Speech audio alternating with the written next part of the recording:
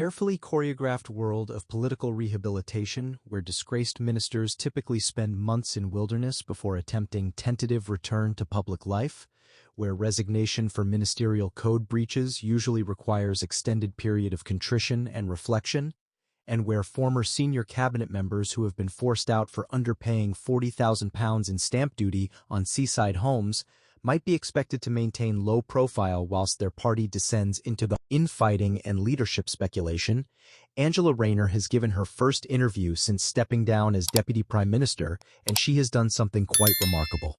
She has positioned her forced resignation not as political death but as liberation that allows her to champion ordinary people more effectively than frontline government roles permitted. She has dismissed the infighting that engulfed Labour this week as arrogant tittle-tattle that distracts from real challenges that real people face, and she has vowed to keep fighting for constituencies and causes that motivated her entry into politics, all whilst insisting that she has not gone away, and that for the 10 years she has been in government across quite a number of front-bench positions have always been about bringing it back to the people she was there to represent. Welcome to UK Bulletin Report, where we expose the truth about how Rayner is transforming forced resignation over stamp duty underpayment into opportunity for political relaunch, and how her dismissal of Westminster tittle-tattle as arrogant, whilst Labour tears itself apart over Keir Starmer's toxic leadership, reveals sophisticated political positioning from someone who may be preparing to challenge for leadership herself. Subscribe now for daily analysis that refuses to accept that Rayner has retreated from frontline politics when her careful framing of constituency focus and her emphasis on authentic connection to care workers and ordinary people suggests someone laying groundwork for dramatic comeback that could transform her from disgraced minister into champion of authentic Labour values. The setting for this first interview is significant because it reinforces the narrative that Rayner wants to establish. She spoke during visit to the Hurst Hall Care Centre in her Ashton-under-Lyne constituency, surrounded by carers and care home residents, helping out those on shift, praising the heroes looking after our most vulnerable. This is not accident. This is deliberate positioning that emphasizes her background as former carer, that connects her to working-class community and to essential workers, that presents her as someone who understands real work and real challenges rather than as Westminster politician consumed by career ambitions and internal party machinations. The contrast with the infighting in Downing Street and with ministers briefing against each other could not be more stark or more carefully constructed. The characterization of Westminster infighting as arrogant tittle-tattle reveals sophisticated political judgment about what voters actually care about and what they find repellent about political class. Rayner understands that ordinary voters watching Labour tear itself apart over leadership speculation and internal rivalries feel contempt rather than interest, that they see politicians focused on their own positions rather than on delivering for the country, that they interpret internal warfare as evidence that politicians care more about themselves than about people they supposedly represent. By dismissing this infighting as arrogant tittle-tattle, by positioning herself as above these petty disputes, by insisting on focus on real challenges that real people face, Rayner is claiming the moral high ground whilst her rivals engage in exactly the behavior that voters despise. But this positioning is itself sophisticated political maneuvering rather than genuine withdrawal from Westminster games. Rayner is not actually above the infighting. She is engaging in different kind of political positioning, one that may be more effective than direct participation in leadership speculation. By appearing to focus on constituency and on policy rather than on internal party dynamics, by spending time with care workers rather than with ministers plotting in Westminster, by emphasizing authentic connection to Labour values rather than scrambling for frontline positions, she is building exactly the kind of profile that could make her formidable leadership candidate when the moment arrives. This is not retirement from politics. This is strategic positioning for comeback.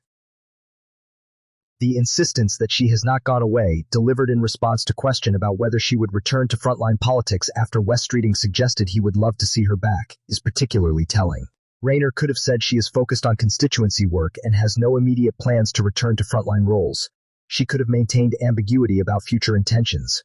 Instead, she insisted she has not gone away, which is a statement that she remains politically active and relevant, that her absence from cabinet is temporary rather than permanent, that she intends to return to senior positions when circumstances permit.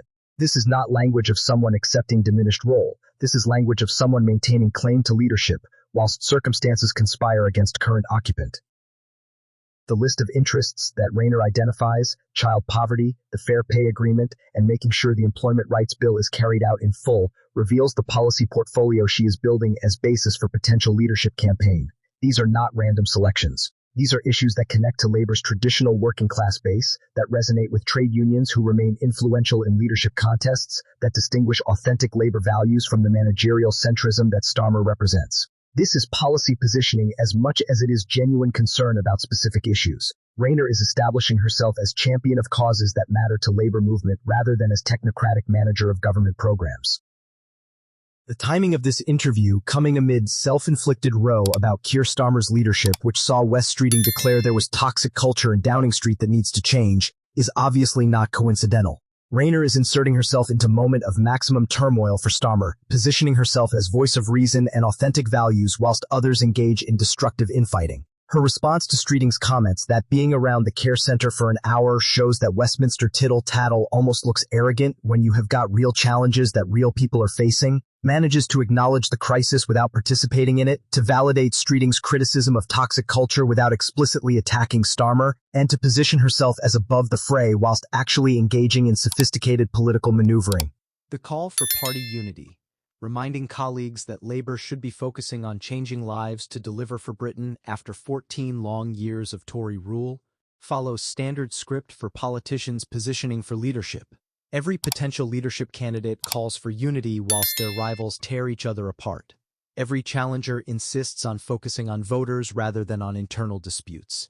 Every ambitious politician claims to prioritize delivery over Westminster games. These are the ritualistic phrases that allow you to participate in leadership speculation whilst maintaining plausible deniability about your ambitions. Rayner is following this script perfectly, which suggests she understands exactly what she is doing and that claims to be focused solely on constituency are cover for broader political strategy.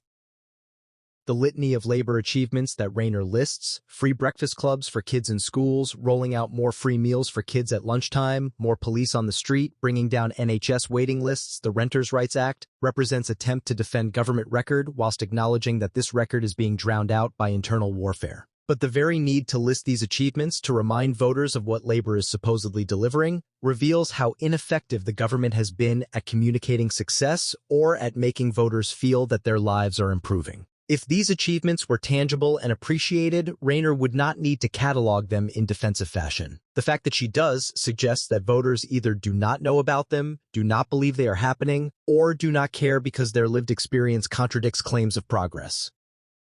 The circumstances of Rayner's resignation deserve examination because they reveal both the weaknesses that could prevent her from becoming leader and the narrative of persecution that she could exploit in leadership campaign. She was forced to resign as Housing Secretary, Deputy Prime Minister, and from her elected position as Labour's deputy leader after admitting not paying enough stamp duty on her seaside home in Hove. The Prime Minister's ethics chief, Sir Laurie Magnus, ruled she had broken the rules by underpaying the tax by £40,000 on the property in East Sussex. The rapid probe said she had acted with integrity and with dedicated and exemplary commitment to public service, but found she had breached the ministerial code.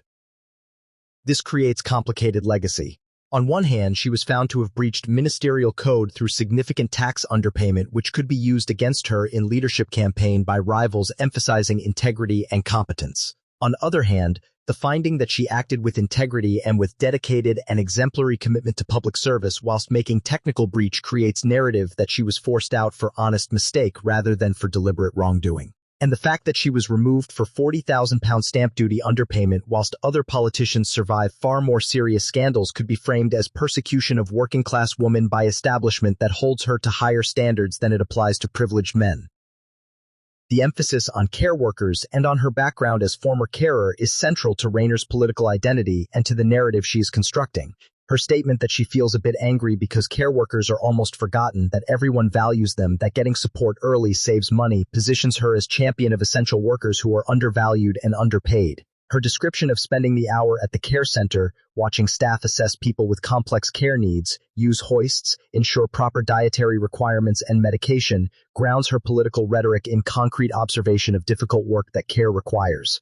This is not abstract policy discussion. This is politician demonstrating authentic connection to work and to workers that most Westminster politicians cannot credibly claim.